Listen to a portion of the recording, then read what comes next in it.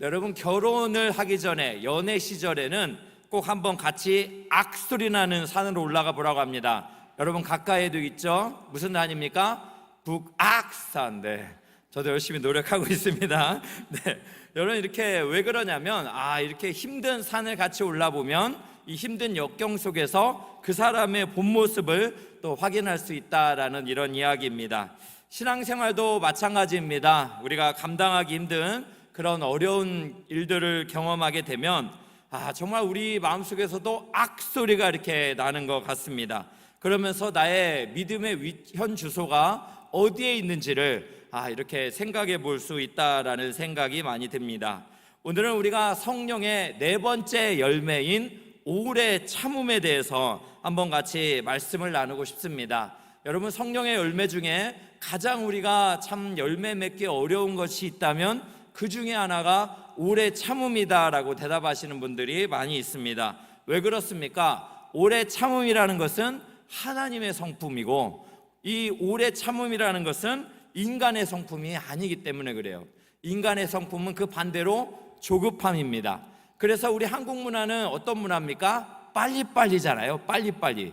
외국인들이 우리나라 사람들 보면서 많이 놀라는데 이 빨리빨리 문화에 놀란대잖아요. 그래서 참 어떤 것을 많이 놀랬나 했더니 우리 자판기, 커피 자판기에 돈을 넣고 아직 커피가 나오지도 않았는데 문 열고 이렇게 손대고 있는 것. 이게 외국인들한테는 굉장히 놀라운 광경이다 이런 표현들을 합니다. 그 정도로 우리가 빠른 문화를 살고 있어요. 그러다 보니까 빠른 것은 능력인데 느린 것은 무능력하다, 좀 연약하다 이렇게 느껴지기 때문에 우리가 어떻게든 빠르게 생각을 하려고 하는 것 같습니다. 그런데 이 조급함과 성급함이 많은 일들을 그르치는 것을 또 우리가 발견하게 되죠.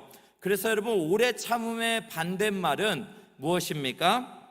바로 이 참 조급한 마음, 그러면서 하나님을 원망하는, 또 사람에 대해서 불평하는 것, 여러분 이것이 바로 오래 참음의 반대라는 생각이 듭니다. 여러분, 하나님은 참 좋은 분입니다. 맞습니까? 영어로 한번 말하면 뭐라고 하죠? God is good이라고 표현합니다. 여기까지는 잘 되는데 그 다음이 있죠? All the time. 네, 항상 좋은 분입니다. 맞습니까? 우리 새벽에 같이 영어 한번 해볼까요? 제가 God is good 하면 여러분 all the time. 알겠죠? 시작. God is good all the time. 예, 역시 깨어 있으시군요. 네, 이 새벽을 깨어 있는 우리 성도님들 축복합니다. 네, 하나님은 좋은 분입니다. 항상 좋은 분입니다. 그러나 여러분, 우리가 참 여러 가지 이해가 되지 않는 고난을 만나게 되면 하나님을 향해서 좋은 분이라는 표현이 안 돼요. 하나님 나에게 왜 그러십니까? 하나님 언제까지 그러실 겁니까? 이렇게 하나님을 향해서 원망하는 것은 우리 인간의 참 연약함이다라는 생각이 듭니다. 그런데 여러분, 하나님의 이 참 시간의 속도와 사람의 이 시간의 속도는 달라요. 그런데 이 차이 안에서 우리가 발견해 볼 수 있는 것이 있는데 그것은 바로 하나님의 사랑입니다. 여러분, 베드로서 3장 8절 9절 한번 보겠습니다. 사랑하는 자들아, 주께는 하루가 1000년 같고 1000년이 하루 같다는 이 한 가지를 잊지 말라. 주의 약속은 어떤 이들이 더디다고 생각하는 것 같이 더딘 것이 아니라 오직 주께서는 너희를 대하여 오래 참으사, 오직 주께서는 너희를 대하여 오래 참으사 아무도 멸망하지 아니하고 다 회개하기에 이르기를 원하시느니라. 여러분, 하나님은 사람에 대해서 오래 참아주신다라고 말씀하죠. 이 오래 참으심은 하나님의 성품이다 발견할 수 있습니다. 어떻게 참아주십니까? 하루를 1000년같이, 1000년을 하루같이 참아주신다라는 거예요. 그렇기 때문에 여러분, 인간의 이 크로노스의 시간과 하나님의 이 카이로스의 시간은 분명한 차이가 있습니다. 그런데 하나님의 이 시간의 차이 안에는 무엇이 담겨 있다고요? 사랑이 담겨 있다고요. 아무도 멸망하지 않고 구원하기를 바라시는 하나님의 사랑이 이 시간차 안에 담겨져 있다라는 것을 우리가 생각을 해볼 수가 있습니다. 여러분, 그렇습니다. 하나님의 이 사랑은 멈추지 않아요. 그것을 확인해 볼 수 있는 데가 무엇입니까? 십자가예요. 십자가는 인간의 눈으로 봤을 때는 우리의 구세주라고 생각되시는 예수님께서 양손에 못이 박히고 발에도 못이 박히고 옆구리에 창이 찔리면서 정지된 것 같았습니다.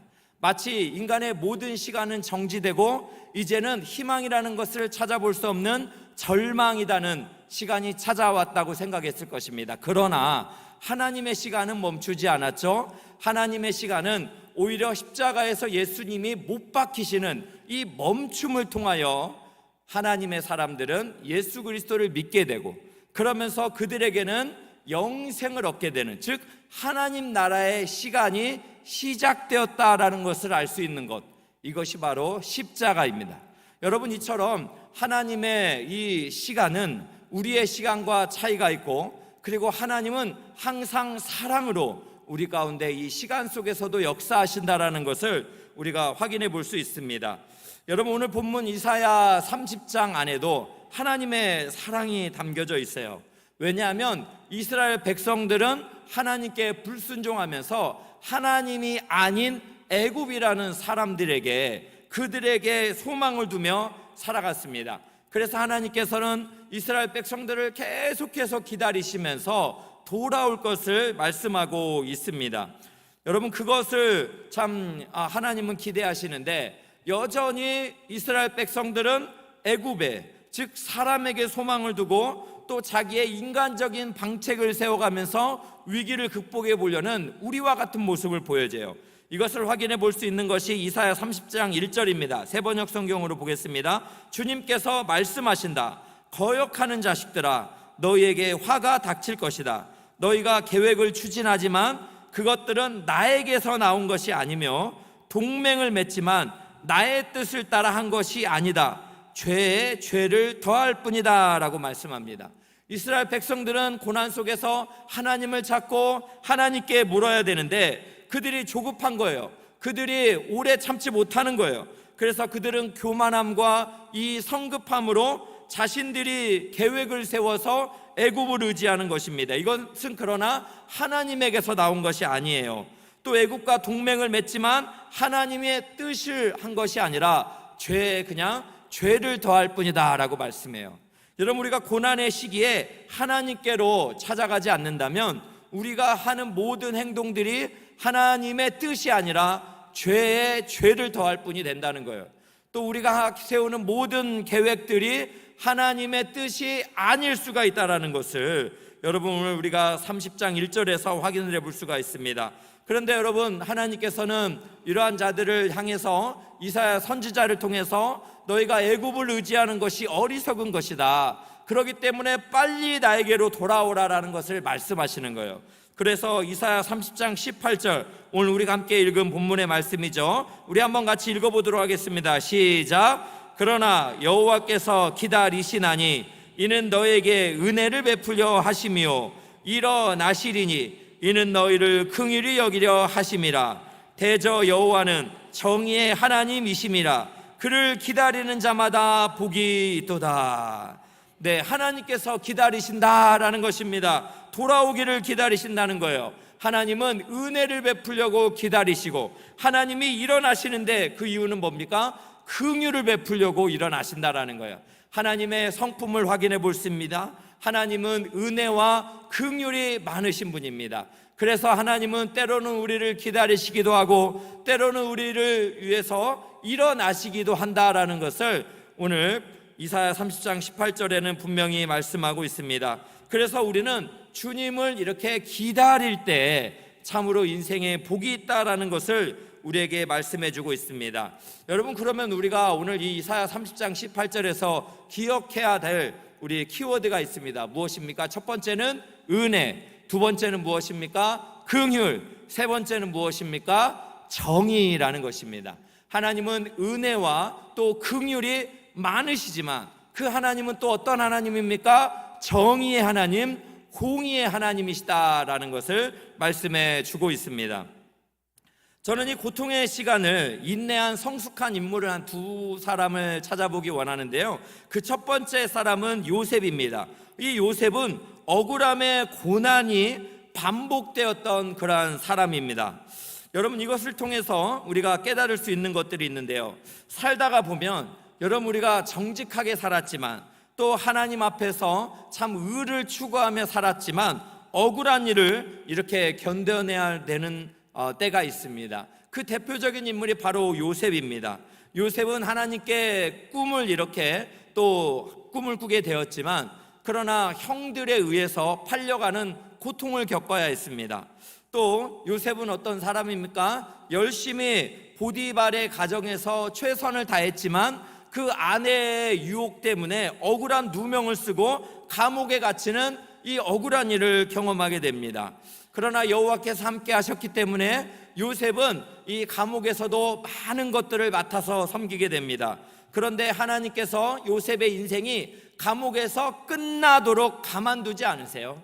하나님은 틈이 파시는 하나님, 즉 일반적인 시간 가운데 그 시간을 뚫고 하나님께서는 틈이 파시면서 어떤 일을 행하십니까? 그 감옥 안에서 술 맡은 관원장, 떡 굽는 관원장을 만나죠. 이들이 꿈을 꾸게 되는데 결국 요셉이 이 술 맡은 관원장과 떡 굽는 관원장의 꿈을 해석해 주면서 그 꿈대로 이 술 맡은 관원장은 애굽 나라의 바로의 그렇게 또 술을 맡은 관원장으로서 다시 복직을 하게 됩니다. 이렇게 복직을 할 때 요셉이 부탁을 해요. 당신이 바로왕 옆에 서게 되거든 나를 기억해달라, 나를 불쌍히 여겨달라, 이런 부탁을 했지만 어떤 일이 펼쳐집니까? 창세기 40장 23절 보겠습니다. 술 맡은 관원장이 요셉을 기억하지 못하고 그를 잊었더라.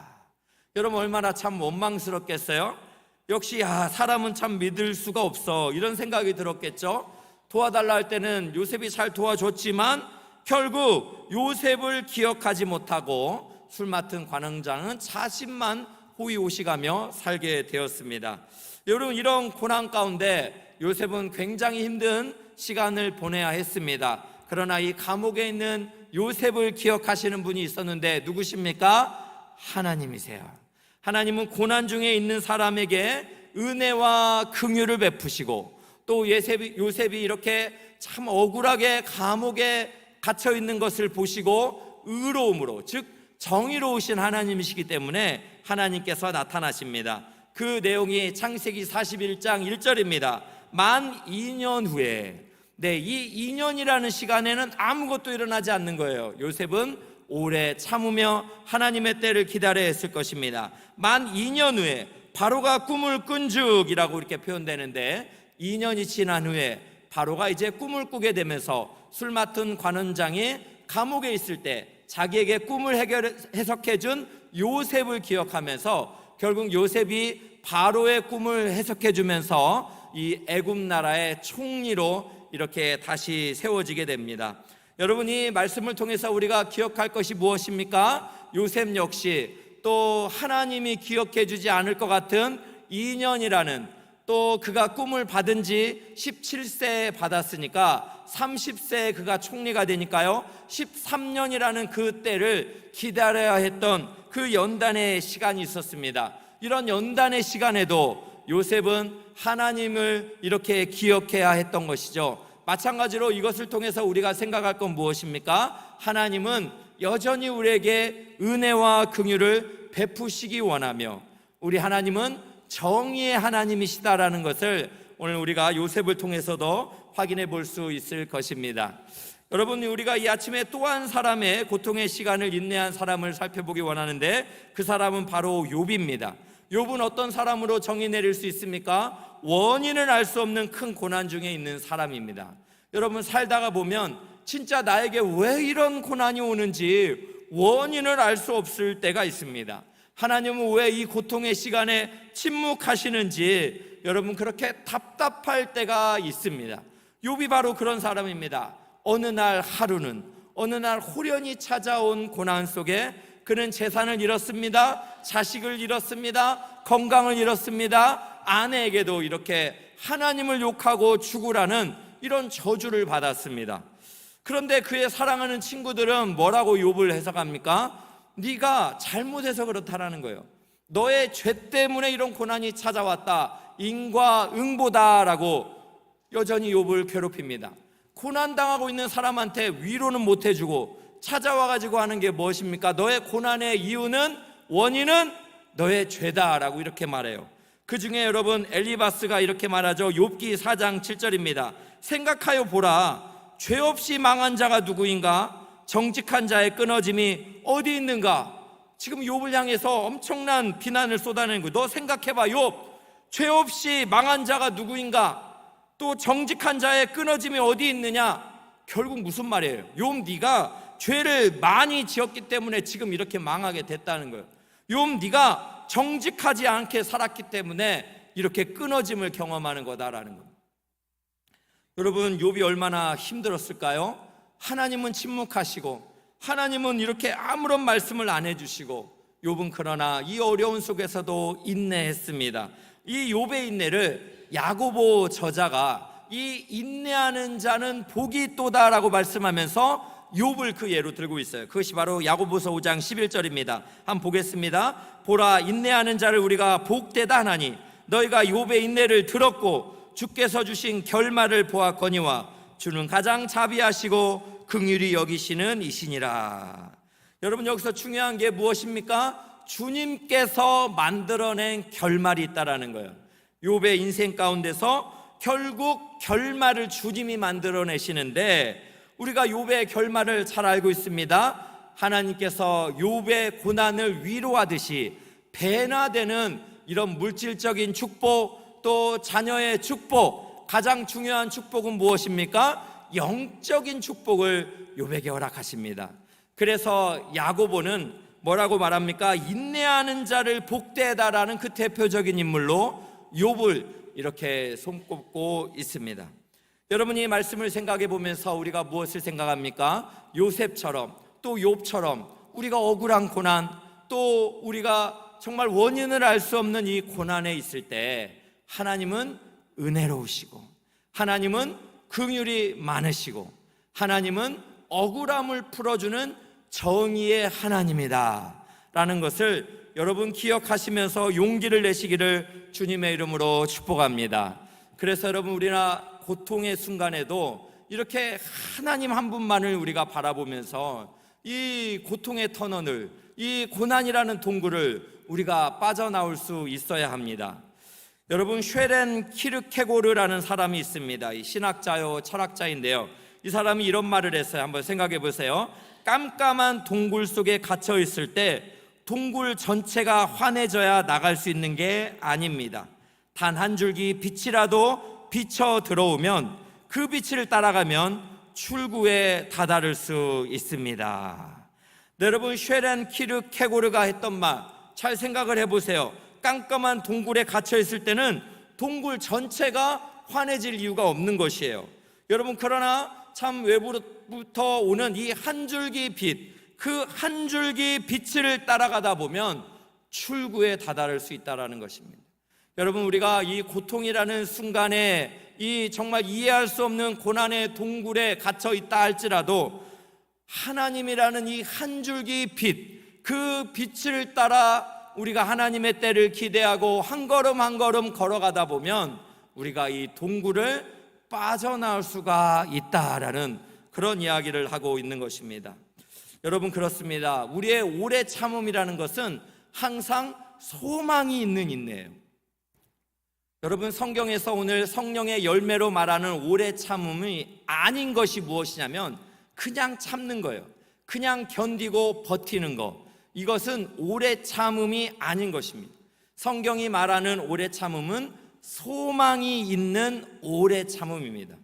여러분, 우리가 건국서라 이런 데 보면 호랑이와 곰이 인간이 되려고 굴 속에 들어가서 오래 참다가 호랑이는 못 견디고 나오고 뛰쳐나오고 곰은 쑥과 마늘을 먹으며 참고 기다려서 웅녀가 됐다, 이런 얘기 들어봤죠.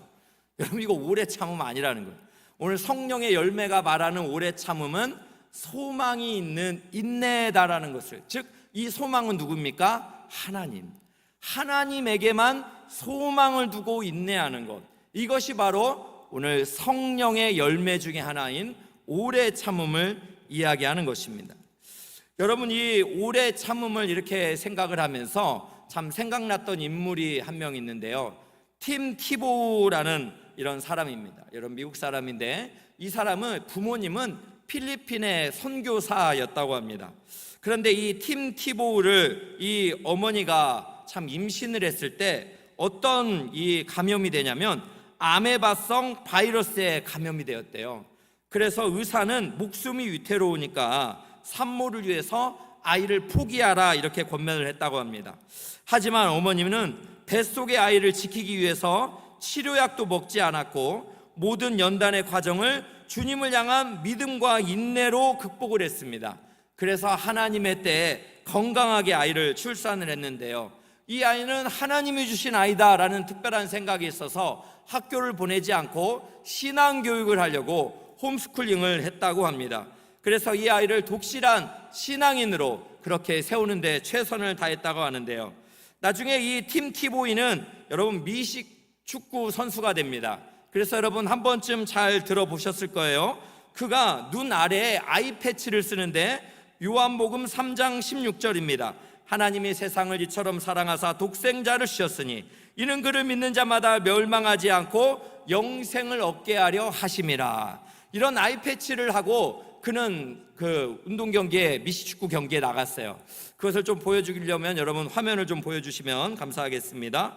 네, 어떻습니까? 눈가에 이렇게 미식축구 경기를 나갈 때마다 이 하나님의 사랑을 전하고 싶었습니다. 그래서 그는 팀 티보우는 티보 미라클, 즉 기적의 사람이라는 거 불리기보다는 스포츠 선교사로 불리기를 더 원했다고 합니다. 그래서 여러분 이 사람이 아이패치를 하니까 무려 구글 사이트에 1억 2천 번이나 이 요한복음 3장 16절이 도대체 무슨 말인가 사람들에게 이렇게 검색이 되었다라고 합니다. 그가 프로팀에 입단을 하니까 이것을 아이패치를 못하게 했습니다. 그러니까 그는 무엇을 만듭니까? 티보우식 기도라고 해서 티보잉이라는 것을 이렇게 합니다. 사진 다시 한번 보여주면 예수 그리스도 즉 왕이신 하나님 앞에 감사하며 기도하는, 왕 앞에 엎드려 감사하는 이러한 기도의 모습입니다. 그래서 티보우식 기도, 티보잉이라는 신조어가 이렇게 미국과 전 세계에 많이 알려지게 되었습니다. 여러분 이 자세를 보면서 우리가 무슨 생각을 합니까? 기도라는 것을 뭐라고 말하냐면 신앙의 주된 실천이다라고 이렇게 말을 해요. 어떤 사람의 신앙의 주된 실천이 바로 기도다라는 거예요. 왜냐하면 기도를 통해서 그는 하나님과의 관계를 맺고 기도를 통해서 그는 하나님을 의존하기 있기 때문에 기도라는 것은 신앙의 주된 실천이다라고 이렇게 말합니다. 그렇다면 여러분 티보우식 기도를 이렇게 사람들 앞에서 행했던 이 팀 티보우라는 사람은 그가 하나님을 얼마나 절대적으로 의존하는 사람이었는지 우리가 살펴볼 수가 있습니다. 이 사람이 이렇게 신앙의 아들로 태어날 수 있었던 것은 누구입니까? 바로 그들의 부모가, 그의 어머니가 이 아이를 포기하지 않고 하나님 앞에 이 고통의 시간을 인내하며 기도하였을 때 하나님께서 이 고통의 그 시간 동안 함께 하시고 이렇게 참 하나님께서 은혜를 베푸신 것을 우리가 팀 티보우를 통해서 살펴볼 수가 있습니다. 사랑하는 귀한 성도 여러분, 여러분들도 참 이해할 수 없는, 원인을 알 수 없는 고난, 또 감당하기 어려운 시험들이 있을 거라고 생각이 듭니다. 눈물이 나는 그러한 고통의 순간 속에서도 은혜를 베푸시고 긍휼을 베푸시고 또 정의로우신 하나님을 의지하시면서 포기하지 말고 하나님께 소망을 두고 믿음으로 걸어가시기를 주님의 이름으로 축복합니다. 여러분 우리가 그러면서 이사야 30장 18절을 통해서 여러분 우리가 좀 결론을 또 내볼 수 있는 것이 있는데요, 여호와를 기다리는 자, 주님을 기다리는 자가 복이 있다라는 것입니다. 오늘 이사야 30장 18절 다시 한번 우리 한번 큰 목소리 읽도록 하겠습니다. 시작. 그러나 여호와께서 기다리시나니 이는 너희에게 은혜를 베풀려 하심이요 일어나시리니 이는 너희를 긍휼히 여기려 하심이라. 대저 여호와는 정의의 하나님이심이라. 그를 기다리는 자마다 복이 있도다. 네, 여호와 하나님을 기다리는 자마다 복이 있도다라는 말씀입니다. 여러분 믿으십니까? 기다림이 고통 아닙니까? 그런데 여호와를 기다리는 자는 복이 있다라는 이 말씀을 여러분 정말 믿으십니까? 여러분 믿으신다면 여러분 우리가 오늘 생각을 해봐야 돼요. 왜 기다림의 시간이 복이 있을까? 두 가지 이유가 있습니다. 첫 번째는 주님과의 친밀함이 깊어가기 때문에 기다림의 시간이 복이 있다라는 것입니다. 여러분 어느 신학교에 로저 그린웨이라는 교수님이 있었다고 합니다. 멕시코 선교사님이었는데요. 어느 날 자기 집 앞에 똑똑하는 소리가 들리더래요. 그래서 이렇게 나가봤더니 10살 정도 되어 보이는 멕시코 여자아이가 있었다고 합니다. 그런데 이 여자아이가 좀 먹을 거를 달라고 부탁을 했대요. 그래서 안으로 들어와서 참 이 선교사님이 이야기를 들어보니까 이 여자아이의 엄마는 3살 때 돌아가셨고 아빠는 알코올에 의존을 해서 자기를 죽이려고 해서 4개월 전에 도망쳐 나왔다고 합니다. 이곳저곳을 다니며 쓰레기통을 뒤지기도 하고 구걸을 하다가 결국 이 선교사님 집 앞에 온 것입니다. 선교사님은 이 아이가 너무 참 불쌍히 여겨져서 이 아이를 입양하기로 결정을 하고 이 아이의 아빠가 되었습니다. 그래서 이 선교사님이 아이에게 말합니다. 내가 오늘부터 너의 아빠다. 그러니까 필요한 것이 있으면 이 아빠한테 요구하거라. 이렇게 이야기를 했습니다. 그런데 한참이 지나도 이 아이는 아빠한테 아무것도 구하지 않는 거예요. 내가 이 아이의 아빠인데 왜 이 아이는 아빠인 나에게 아무것도 구하지 않을까? 항상 이 선교사님은 고민이 되었다고 합니다. 그러던 어느 날 이 아이가 드디어 이 선교사님의 서재 밤에 찾아왔습니다. 그래서 이 선교사님이 묻습니다. 왜? 뭐 말하고 싶은 게 있어? 이렇게 물었습니다. 그때 이 아이가 정말 입술이 떨리는 목소리로 이렇게 말했답니다. 아빠, 신발끈이 필요해요. 이 멕시코 여자아이가, 즉 이 선교사님의 딸 아이가 드디어 오랜 시간 가운데 이렇게 입술이 떨리면서 아빠, 신발끈이 필요해요. 이 한마디를 구했는데 이 선교사님은 눈물이 났대요. 왜요? 이 아이가 드디어 나를 아빠로 인정했구나. 이 아이가 드디어 나를 아빠로 고백을 했구나. 자신을 향해 이렇게 신발끈을 구하러 찾아온 이 아이가 너무나 고마웠기 때문에 이 선교사님은 뒤돌아서 눈물을 흘릴 수밖에 없었다라는 것입니다. 여러분 우리가 하나님 앞에 기도하는 것은 하나님을 아빠로 인정하는 겁니다. 여러분 우리가 이 기도라는 것을 통해서 하나님을 아빠로 인정하는 거고 하나님과 우리가 관계를 맺고 있다라는 것을 이렇게 표현하는 것이 바로 기도입니다. 여러분 하나님은 우리의 아버지가 되셔서 성경을 보면 우리가 기도하기 전에 우리에게 있어야 될 것을 다 아신다 하셨어요. 우리가 있어야 될 것을 다 아시는 하나님 아버지는 왜 우리에게 굳이 기도를 요구하실까요? 바로 기도라는 것을 통해서 하나님과의 관계 맺기를 하나님은 원하시는 것입니다. 기도라는 이 시간을 통해서 하나님은 우리와 친밀함을 더하시기를 원하시는 거예요. 그렇기 때문에 이 고통이라는 시간은요, 우리가 영적인 관점으로 본다면 하나님과 친밀함을 더 깊이 가질 수 있는 하나님께서 허용하신 타임이라는 거, 여러분 믿으시기를 주님의 이름으로 축복합니다. 그렇기 때문에 주님을 기다리는 자는 복이 있습니다. 하나님과 친밀함이 더 깊어지기 때문입니다. 여러분 그래서 욥이라는 사람은 어땠습니까? 욥기 42장 5절입니다. 내가 주께 대하여 귀로 듣기만 하였사오나 이제는 눈으로 주를 배옵나이다. 욥이 그 고난의 긴 토론을 통해서 눈으로 주를 봅는 영적인 친밀감을 얻었다라는 것을 말씀하고 있습니다. 그러므로 여러분 기다림은 낭비의 시간이 아닙니다. 하나님과 영적인 친밀감을 더해가는 시간인 것을 믿으시기를 진심으로 축복합니다. 두 번째로 기다림의 시간을 통해 받는 복은 주님의 성품을 닮아간다라는 것입니다. 여러분 어떤 사람은 이런 말을 했습니다. 나를 죽이지 못하는 것들은 모두 다 나를 위하는 것이다. 여러분 나를 죽이지 못하는 것은 모두 다 나를 위한 것이다. 왜 그렇습니까? 하나님을 믿는 사람에게는 하나님이 허용하시는 참 것들이 있다라는 거예요. 그래서 나를 죽이지 못하는 것들, 하나님께서 허용하시는 모든 것들은 다 나를 위하는 것이다 라는 것이 또 우리가 영적으로 해석하면 맞을 수 있다는 것이죠. 여러분, 하나님은 우리에게 맞지 않는 사람을 보내시기도 합니다. 하나님은 우리가 감당하기 어려운 환경을 허용하시기도 합니다. 그러면서 이러한 이 고난과 고통의 시간을 통해서 하나님은 우리를 연단시키시고 궁극적으로 하나님을 닮아가게 한다라는 것이에요.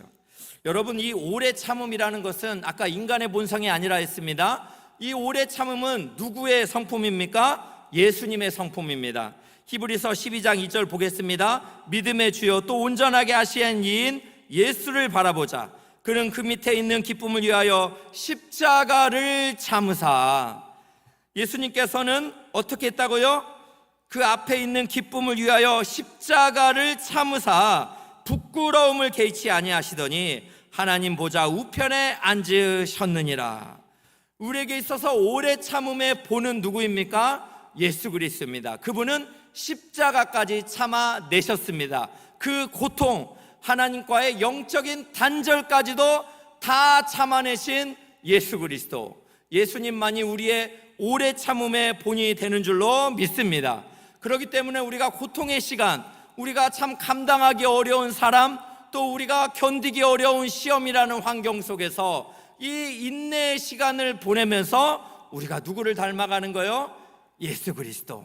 그 오래 참음의 본을 보이시는 예수 그리스도를 우리가 닮아갈 수 있다라는 것입니다. 그렇기 때문에 주님을 기다리는 자는 주님의 성품을 닮아가기 때문에 기다리는 자는 복이 있음을 믿으시기를 주님의 이름으로 축복합니다. 결론을 맺겠습니다. 우리 하나님은 어떤 분이십니까? 은혜를 베푸시며 기다리시는 분입니다. 긍휼을 베푸시기 위하여 일어나시는 분이십니다. 그리고 우리 하나님은 정의로우신 하나님이십니다. 오늘 이사야 30장 18절에 있는 하나님을 여러분을 믿으신다면 하나님을 기다리는 자는 복이 있는 줄로 믿습니다. 이 기다림의 시간을 통해서 우리가 하나님과의 친밀한 이 관계적인 친밀도가 더 깊어질 줄로 믿으시기를 축복합니다. 또 이 기다림의 시간을 통하여 우리가 예수 그리스도의 오래 참음의 성품을 닮아갈 수 있을 줄로 믿습니다. 그러므로 여러분, 우리가 믿음의 의지를 들여서 하나님께 이렇게 고백하면 좋겠습니다. 주를 기다리는 자는 복이 있도다. 한번 선언해 볼까요? 시작. 주를 기다리는 자는 복이 있도다. 아멘입니까? 주를 기다리는 자는 복이 있도다.